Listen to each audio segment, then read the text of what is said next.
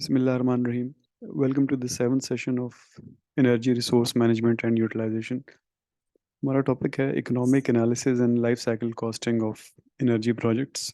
ये हम जिस कॉन्टेक्स्ट में पढ़ रहे हैं इससे पहले हमने बैकग्राउंड इंफॉर्मेशन और अपनी एक बेसिक नॉलेज डेवलप करने की हमने कि दुनिया में एनर्जी के रिसोर्सेज कहाँ कहाँ पे हैं, उनका इस्तेमाल किस किस तरह से हो रहा है। फिर एनर्जी मैनेजमेंट के प्रोग्राम को कैसे डिज़ाइन किया जा सकता है और एग्जीक्यूट किया जा सकता है। एनर्जी मैनेजमेंट प्रोग्राम में ऑडिट एक फंडामेंटल स्टेप होता है क्योंकि उसके बेसिस पे आप आगे सारे काम करते हैं। फिर उसके बाद हमने एनर्जी बिल्स को समझा जो कि ऑडिट का सबसे बड़ा पार्ट होता है। तो अब जब आपने एक अच्छा एनर्जी ऑडिट कर लिया और जब आपके पास एक सेट ऑफ इनिशिएटिव्स आ गया है कि जिनमें से आपने चूज़ करना है कि अब हम कौन से स्टेप्स लेंगे जिनको हम एनर्जी मैनेजमेंट अपॉर्चुनिटीज़ कहते हैं। तो वहाँ पे फिर हमें ज़रूरत होती है कि हम उन जो सारी अपॉर्चुनिटीज़ आइडेंटिफाई हुई हैं उनको समझें कि इनमें से इकोनॉमिकली कौन कौन सी वायबल हैं। और अगर हम कोई पर्टिकुलर प्रोजेक्ट की तरफ जाते हैं तो उसकी कॉस्ट हमें पूरी लाइफ साइकिल कॉस्ट हमें कितनी पे करनी पड़ेगी और क्या वो उन बेनिफिट्स से कमेंसरेट है जो हमें उससे मिलेंगे। तो इंट्रोडक्शन के बाद हम कॉस्ट्स को थोड़ा सा समझेंगे। फिर लेवलाइज्ड कॉस्ट ऑफ एनर्जी को देखेंगे, जिस चीज़ को हमने शुरू में देखा था जब हम मुख्तलिफ एनर्जी सोर्सेज की बात कर रहे थे कि अगर उनको यूज़ किया जाए तो ओवर देयर लाइफ साइकिल वो अ, कितनी कॉस्ट करते हैं इलेक्ट्रिसिटी जनरेशन या अदरवाइज एनर्जी के सोर्स के तौर पे। फिर उसके बाद कुछ इकोनॉमिक टर्म्स देखेंगे। फिर लाइफ साइकिल कॉस्ट को देखेंगे कि अगर लाइफ साइकिल कॉस्टिंग की जब हम एक प्रोसेस से गुजर रहे होते हैं तो उसके कौन कौन से एलिमेंट्स होते हैं, और आखिर में उसके एनालिसिस के बारे में कुछ बात करेंगे। अब ये जो टॉपिक्स हैं सारे के सारे, for example life cycle cost analysis, जैसे फॉर इकोनॉमिक एनालिसिस, ये इन देमसेल्व्स ये कंप्लीट सब्जेक्ट्स हैं। तो ऑब्वियसली हम इनकी डिटेल में नहीं जाएंगे। आप लोगों में से जिन लोगों ने इकोनॉमिक्स रिलेटेड सब्जेक्ट्स पढ़े हुए हैं वो या फ्यूचर में पढ़ेंगे वो शायद इसकी डिटेल में वहाँ पे चले जाएं। लेकिन जब मैं यहाँ पे इस प्रेजेंटेशन में इसको डिस्कस कर रहा हूँ तो वहाँ पे मैंने लिंक्स दिए हुए हैं, और उन लिंक्स से आप वहाँ पे इनकी डिटेल्ड वीडियोस मौजूद हैं जो किसी और सब्जेक्ट में मैंने इस इन टॉपिक्स के बारे में डिटेल में डिस्कशन की हुई है। तो वो लोग जो खुद इंटरेस्टेड हैं सप्लीमेंट्री रीडिंग्स में वो वहाँ पे जाके देख सकते हैं, लेकिन इनकी डिटेल हमारे इस कोर्स के कॉन्टेक्स्ट में रिक्वायर्ड नहीं है। तो जब आपने एनर्जी मैनेजमेंट अपॉर्चुनिटीज़ आइडेंटिफाई कर ली तो फिर एज एनर्जी मैनेजर आपका अगला स्टेप यही होता है कि आप देखें कि कॉस्ट इफेक्टिव हैं या नहीं, ताकि आप फिर रिकमेंड करें अपनी मैनेजमेंट को कि इनको इम्प्लीमेंट करें। और जब आप उनको इकोनॉमिक बेसिस पे इम्प्लीमेंट करेंगे तो ऑब्वियसली फिर वो एक तरह से सपोर्ट फराहम करेगा मैनेजमेंट को कि वो उसमें इन्वेस्टमेंट करें। कोई ना कोई आप सिस्टम यूज़ करेंगे उसके इकोनॉमिक एनालिसिस का। बहुत से सिस्टम होते हैं, मुख्तलिफ ऑर्गेनाइजेशंस जो हैं वो जिस तरह उनको सूट करता है वो वाले सिस्टम्स यूज़ करती हैं। लेकिन हम यहाँ पे कुछ फंडामेंटल नॉलेज हासिल करेंगे कि जनरली स्पीकिंग हमें किन किन चीज़ों को नज़र में रखना चाहिए। और साथ हमने ये भी देखना है कि व्हेन वी से एनर्जी प्रोजेक्ट्स या ईएमओज, वहाँ पे एक तरफ पॉसिबली बहुत बड़ा प्रोजेक्ट हो सकता है आप कहें कि एक सोलर पार्क लगाएं इंडस्ट्री के साथ ही, ताकि हमें वहाँ से बिजली मिले और हम स्पेशली पीक्स को एड्रेस कर सकें। या हो सकता है कि आप कहें कि हम लोगों ने अपनी सारी लाइट्स चेंज करनी है, यानी बहुत छोटा प्रोजेक्ट आप उनको दें। तो अपने जब भी आप हम डिस्कशन कर रहे हो तो आपने जहन में रखना है कि हम बड़े से बड़े प्रोजेक्ट की भी बात कर सकते हैं और छोटे से छोटे की भी कर सकते हैं। डिपेंड्स कि आपके एनर्जी ऑडिट में क्या रिजल्ट निकला है या आपके ऑर्गेनाइजेशन की नेचर क्या है। तो कॉस्ट जो होती हैं किसी भी प्रोजेक्ट की या किसी भी एक्टिविटी की, उनको जनरली हम दो एरियाज में, या किसी भी ऑर्गेनाइजेशन में जो हमें कॉस्ट हमारे सामने आती हैं हम उनको दो एरियाज में डिवाइड कर सकते हैं। एक को हम कहते हैं कैपिटल एक्सपेंडिचर्स कैपेक्स, और एक को कहते हैं ऑपरेटिंग एक्सपेंडिचर्स ऑफएक्स। कैपेक्स जो होते हैं वो जब आप कोई बड़ी इक्विपमेंट खरीदते हैं या अपने इंफ्रास्ट्रक्चर को अपग्रेड करते हैं और उसमें बड़ी इन्वेस्टमेंट होती है which is spread over several years, उसको हम कहते हैं कैपिटल एक्सपेंडिचर। कैपिटल इस सेंस में कि आपका बहुत बड़ा पैसा लगता है उसमें, और कैपिटल इस सेंस में कि आप उससे कैपिटल एसेट्स एक्वायर करते हैं। और जनरली कैपेक्स को फाइनेंसिंग की ज़रूरत होती है। ऐसा नहीं होता कि आप अपने पैसे से, बहुत कम ऑर्गेनाइजेशन अपने पैसे से कैपेक्स करती हैं जनरली। आप लीवरेज करते हैं लोन्स को या किसी और चीज़ को, आईपीओ करते हैं लोग बहुत दफ़ा कैपेक्स के लिए। ओपेक्स जो होते हैं ऑपरेटिंग एक्सपेंडिचर, वो आपके डे टू डे रनिंग जो बिजनेस की होती है या इक्विपमेंट की होती है या मशीनरी की होती है, उसको हम ऑपरेटिंग एक्सपेंसेस कहते हैं। और उसका मकसद ये होता है कि आप वो चीज़ बनाएं जिस चीज़ के लिए आपकी इंडस्ट्री लगी है। तो उसमें रॉ मटेरियल भी होता है, उसमें लेबर भी होती है वगैरह, हर चीज़ होती है। आपकी बिजली, यूटिलिटीज़, ओवरहेड सब ओपेक्स में आते हैं। इसमें अब डिप्रिसिएशन भी आती है। अब ओपेक्स जो है वो बेसिकली ज़रूरी होती है कैपिटल एसेट्स एसेट्स को मेंटेन करने के लिए। और कैपिटल एसेट्स को आप क्यों मेंटेन करते हैं? ताकि वो आपको पैसे कमा के दें। तो दो कॉस्ट्स होती हैं, कैपेक्स और ओपेक्स। एनर्जी प्रोजेक्ट्स की हम पर्टिकुलरली बात करें तो बहुत सारी कॉस्ट्स होती हैं, लेकिन उनको हम जनरली तीन हेड्स में डिवाइड कर सकते हैं। सबसे पहले एक्विजिशन कॉस्ट, यानी उसको लेने की, खरीदने की, बनाने की आपको कितनी कॉस्ट्स देनी पड़ी। खुद बनाई आपने, खुद रिसर्च किया, तो उसमें R&D कॉस्ट्स भी आ जाएंगी। बाहर से खरीदा तो कैपिटल इन्वेस्टमेंट कॉस्ट्स आएंगी। ऑब्वियसली वो R&D कॉस्ट जो है वो बनाने वाले को पड़ी, लेकिन आप उसका पार्ट पे कर रहे होंगे। फिर सस्टेनिंग कॉस्ट या रनिंग कॉस्ट होती हैं, जिनके अंदर operations and management, operation and maintenance की कॉस्ट होती है। फ्यूल की कॉस्ट होती है, जो आपका प्रोजेक्ट फ्यूल यूज़ कर रहा होता है। टैक्सेस होते हैं, और भी अभी थोड़ी देर में हम देखेंगे, और भी इसके बहुत सारे पार्ट्स होते हैं। और आखिर में डिस्पोजल कॉस्ट होती है, यानी जब वो प्रोजेक्ट ख़त्म हो जाता है या उसकी लाइफ पूरी हो जाती है, या आप उसको वैसे रिटायर करते हैं या आखिर में कहीं बेच देते हैं, तो उस टाइम आपको कितनी कॉस्ट्स पड़ती हैं। तो ये तीन कॉस्ट्स के हिस्से होते हैं। और इन कॉस्ट को देखते हुए दो चीज़ें आपने जहन में रखती होती हैं। एक एक डिस्काउंट रेट, यानी जैसे मैंने आपको कहा कि जनरली कैपेक्स जो फंडेड होते हैं, आप कहीं से लोन लेते हैं या इंटरनली एक्सटर्नली उसको फंड करते हैं, तो वहाँ पे डिस्काउंट रेट इंपॉर्टेंट होता है कि आपने कितने परसेंट पे लोन किया लिया, या आप अपना भी पैसा लगा रहे हैं। तो रिटर्न को देखने के लिए आप डिस्काउंट रेट ज़रूर देखते हैं, क्योंकि उससे आप कंपेयर कर सकते हैं कि पैसा कहीं और लगाते तो वो हमें कितना फ़ायदा देता। और दूसरी चीज़, life span of the equipment के कितना लंबा अरसा इस प्रोजेक्ट ने आपको आउटपुट देते रहनी है। तो ये दो इंपॉर्टेंट फैक्टर्स और आप जहन में रखते हैं जब भी कॉस्ट्स को आप देख रहे होते हैं। लेवलाइज्ड कॉस्ट ऑफ एनर्जी जो है, ये हमने शुरू में पहले एक दो सेशंस में डिस्कस किया था कि विंड की लेवलाइज्ड कॉस्ट आजकल इतनी हो गई है पर यूनिट, और सोलर कितनी होगी, एंड सो ऑन। तो ये एक बड़ी इंपॉर्टेंट मैट्रिक है अ, इस चीज़ के लिए फैसला करने के लिए, आप कि आप नया प्रोजेक्ट लगाएं या ना लगाएं, ऑल्टरनेट एनर्जी का स्पेशली। लेकिन कोई भी प्रोजेक्ट आप लगाएं, आप इसका स्ट्रक्चर देखेंगे तो आपको समझ आएगी कि ये सिर्फ ऑल्टरनेट के लिए नहीं, सब प्रोजेक्ट्स के लिए लेवलाइज्ड कॉस्ट देखना बड़ा ज़रूरी होता है। और बेसिक आइडिया क्या होता है कि आप बेसिकली जो खर्चा कर रहे हैं वो इज़ इट वाइबल, उससे जो फ़ायदा होगा वो खर्चा उसको जस्टिफाई कर रहा है कि नहीं कर रहा ओवर इट्स लाइफ साइकिल। तो इसका फॉर्मूला ही आपके सामने लिखा हुआ है कि आप net present value of total cost over life time, जितनी भी कॉस्ट पड़ेंगी इस प्रोजेक्ट से रिलेटेड, उन उन सबको डिस्काउंट करके प्रेजेंट पे लेके आते हैं, divided by net present value of electrical energy produced over life time. ये हम बात कर रहे हैं अब ज़ाहिर एनर्जी प्रोडक्शन वाले प्रोजेक्ट्स की। तो इस प्रोड्यूस्ड को अगर आप सेव्ड कर दें तो फिर उन प्रोजेक्ट्स की बात हो जाएगी जो एनर्जी बचाने के लिए आप कर रहे हैं। तो एक तरफ कॉस्ट्स, एक तरफ आपने बनाया क्या या बचाया क्या। तो ऑब्वियसली जो कॉस्ट है उनको उनको बचाने से कम होना पड़ेगा। तो आप इसको वाइबल या फिजिबल कहेंगे। इसका मैथमेटिकल फार्मूला ये इसके आपके सामने है अभी।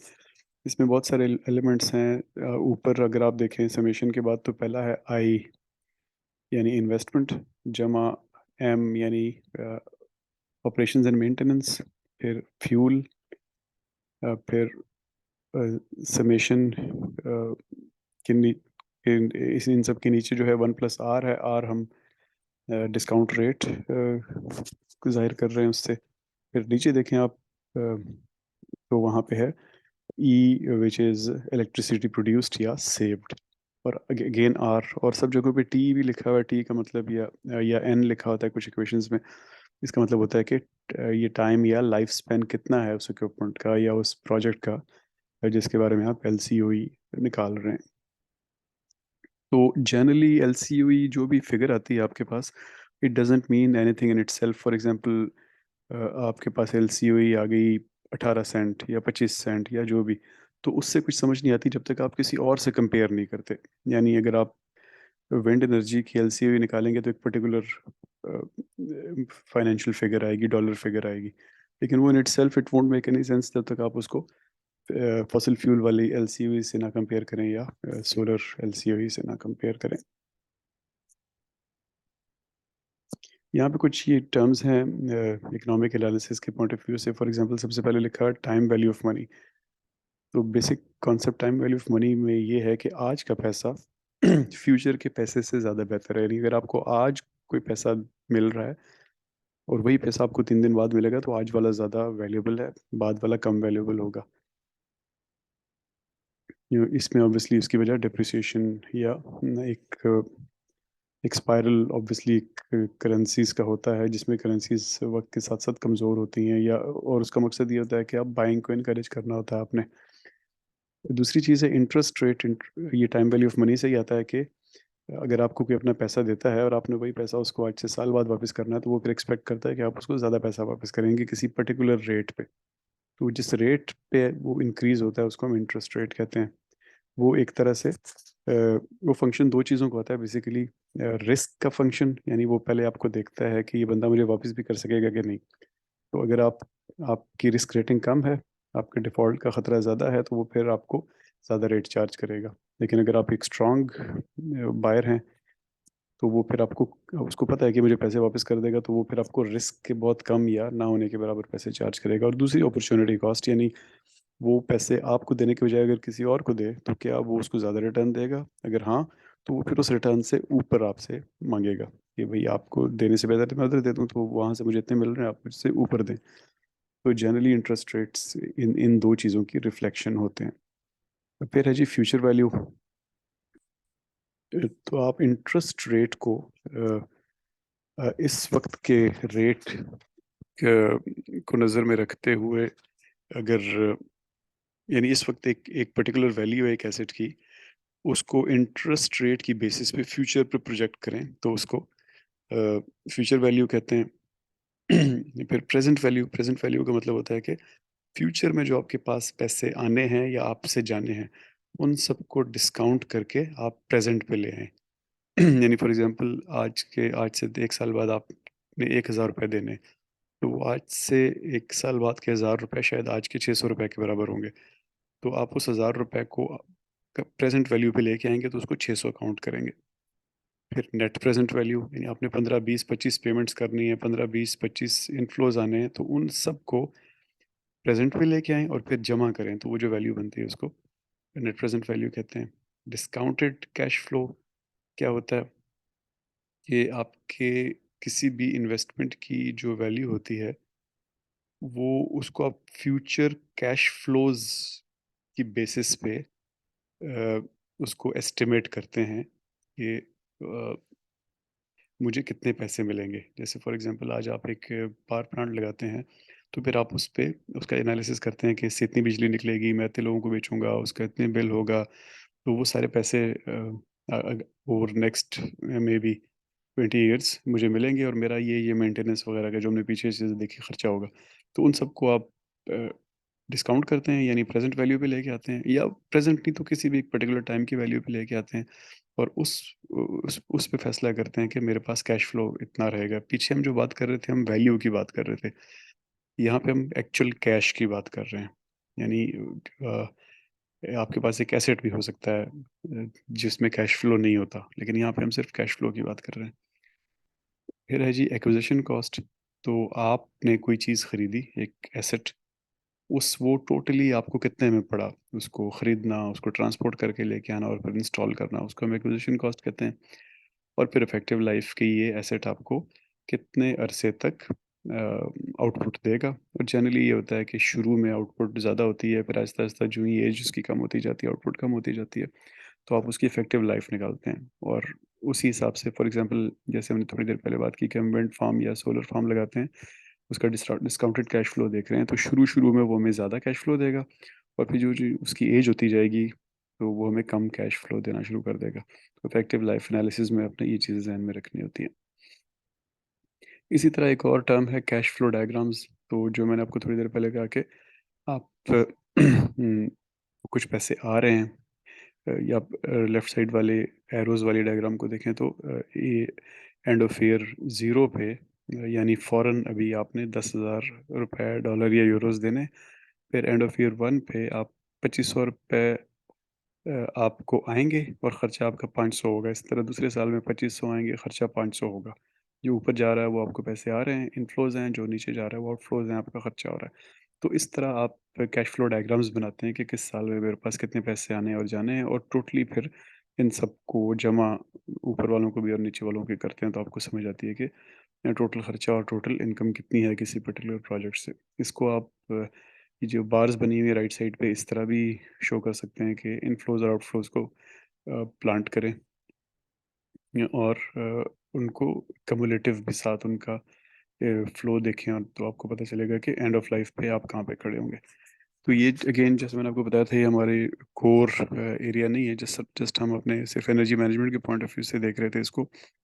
लेकिन आप में से जो लोग इसको डिटेल में देखना चाहते हैं अपने नॉलेज के लिए, तो नीचे मैंने एक यूट्यूब वीडियो का लिंक दिया हुआ है, वहाँ पे देख सकते हैं। अब लाइफ साइकिल कॉस्ट जो होती है किसी भी प्रोजेक्ट की, या थोड़ी देर पहले मैंने आपको बताया था कि एक्विजिशन की कॉस्ट्स होती हैं, मेंटेनेंस की, रनिंग की कॉस्ट होती है, और डिस्पोजल की कॉस्ट होती है। तो ये उनकी थोड़ी सी डिटेल है कि जो एक्विजिशन की कॉस्ट होती हैं उनमें आपको आर एन डी कॉस्ट्स होती हैं, और आर एन डी के अंदर फिर बहुत सारी कॉस्ट्स होती हैं। फिर नॉन रेकरिंग इन्वेस्टमेंट कॉस्ट्स होती हैं एक्विजिशन में, जैसे स्पेयर पार्ट्स एंड लॉजिस्टिक्स वगैरह, जो शुरू में एक बार आपको लेनी पड़ती है, फैसिलिटी बनानी पड़ती है, कंस्ट्रक्शन करनी पड़ती है, लोगों की ट्रेनिंग करनी पड़ती है, कहीं डेटा खरीदना पड़ता है। फिर रेकरिंग कॉस्ट्स होती हैं जो कि आपको बार बार देनी पड़ती हैं, कहीं अपग्रेडेशन की कॉस्ट हो गई, कहीं इम्प्रूवमेंट्स आ गई, कहीं सिस्टम इंटीग्रेशन आ गई, और ग्रीन एंड क्लीन कॉस्ट जो होती हैं, जैसे मुख्तलिफ़ किस्म की गवर्नमेंट रेगुलेशंस होती हैं आपकी एमिशंस के ऊपर वगैरह, तो वो आपकी रनिंग कॉस्ट्स होती हैं। इसी तरह फिर मेन रनिंग कॉस्ट आपकी मेंटेनेंस की होती है, प्रिवेंटिव और करेक्टिव मेंटेनेंस की। इसमें लेबर होती है, मटेरियल होता है, मुख्तलिफ़ चीज़ें चेंज करनी पड़ती हैं। फिर आपको डॉक्यूमेंटेशन मेंटेनेंस की ख़रीदनी पड़ती है। फिर आप अपनी फैसिलिटी जो इस्तेमाल कर रहे हैं, आप उसमें एनर्जी इस्तेमाल हो रही है, आपकी बिल्डिंग्स इस्तेमाल हो रही हैं वगैरह वगैरह, वो सब रनिंग कॉस्ट होती हैं। और आखिर में फिर एक डिस्पोजल कॉस्ट होती हैं, जिसके भी बहुत सारे पार्ट हो सकते हैं, जैसे लीगल कॉस्ट होती हैं, इस चीज़ को डिस्पोज कैसे करना है, जैसे आजकल विंड टर्बाइंस को डिस्पोज करना एक बहुत बड़ा इन्वायरमेंटल इशू बना हुआ है। इसी तरह आपने उसको रेक करना है, तोड़ना है, डिस्पोज करना है। फिर इसी तरह हो सकता है कि आप उसको ये डिस्पोज़ल कॉस्ट नेगेटिव ना हो और आखिर में आप उसको बेच दें, तो वो डिस्पोज़ल कॉस्ट जो है वो पॉज़िटिव आ सकती है। अब लाइफ़ साइकिल कॉस्ट एनालिसिस आपको ज़रूरी होता है जब भी आप कोई प्रोजेक्ट प्रपोज़ करने लगते हैं, और इसमें आप फाइनेंशियल, टेक्निकल और दूसरी भी इन्फॉर्मेशन सारी अ लेते हैं, और उसको कंबाइन करके over the life cycle of an object आप उसको एनालिसिस करते हैं, ताकि आप डिसीजन मेकर के डिसीजन को फैसिलिटेट कर सकें, वो सही डिसीजन करे कि उसने ये चीज़ लेनी खरीदनी है या नहीं खरीदनी है। तो इसके स्टेप्स ये होते हैं कि सबसे पहले आप ये समझने की कोशिश करते हैं कि ये जो मैंने चीज़ खरीदी, जो मैंने एक प्लांट लगाया है या मैंने कोई चीज़ इंस्टॉल की, इसकी यूज़फुल लाइफ है कितनी, 2 4 6 10 15 साल कितनी है। फिर ओवर द लाइफ जो आपने एस्टिमेट की, इसकी रेलेवेंट कॉस्ट्स क्या हैं। जैसे हमने थोड़ी देर पहले बहुत सारी कॉस्ट्स देखी। जनरली ये सबसे बड़ा पार्ट होता है लाइफ साइकिल कॉस्ट एनालिसिस का, क्योंकि कॉस्ट्स जो है वो कभी-कभी ऐसा भी होता है कि आपको सिर्फ फाइनेंशियल कॉस्ट्स नहीं कंसिडर करनी होती, बल्कि और सॉफ्ट कॉस्ट्स भी आपने कंसिडर करनी होती हैं। जैसे हो सकता है आपकी रेपुटेशन उससे अच्छी हो रही हो आपकी फ़र्म की, आप किसी कोई कंप्लायंस आपकी बेहतर हो रही हो, तो उसको भी आप क्वांटिफ़ाई करने की कोशिश करते हैं। फिर जब आपको सारी कॉस्ट्स पता चल जाती हैं, तो फिर आप उसकी टर्मिनल वैल्यू, रेज़िडुअल वैल्यू एस्टिमेट करते हैं कि आखिरी दिन जब इस जो मैंने इसकी लाइफ़ 20 साल डिसाइड की है, 20 साल बाद इसकी इसकी वैल्यू क्या होगी, पॉज़िटिव होगी या नेगेटिव होगी? यानी मुझे डिस्पोज़ करने पे खर्चा करना पड़ेगा या मैं कहीं बेच सकूँगा? फिर ये सारी की सारी कॉस्ट्स को आप डिस्काउंट करके प्रेज़ेंट वैल्यू पे लेके आते हैं, और सबको ऐड करके लाइफ़ साइकिल कॉस्ट उसकी निकाल लेते हैं। फिर इसी तरह ये एक चीज़ की निकाली आपने, हर चीज़ की फिर निकालते हैं, और जिसकी लाइफ साइकिल कॉस्ट सबसे कम होती है, आप उसको प्रायोरिटी में सबसे ऊपर ले जाते हैं। अगेन इसकी डिटेल अगर आप देखना चाहते हैं अपने इंटरेस्ट के लिए, तो ये 2 वीडियोज़ का लिंक राइट साइड पे मैंने दिया हुआ है।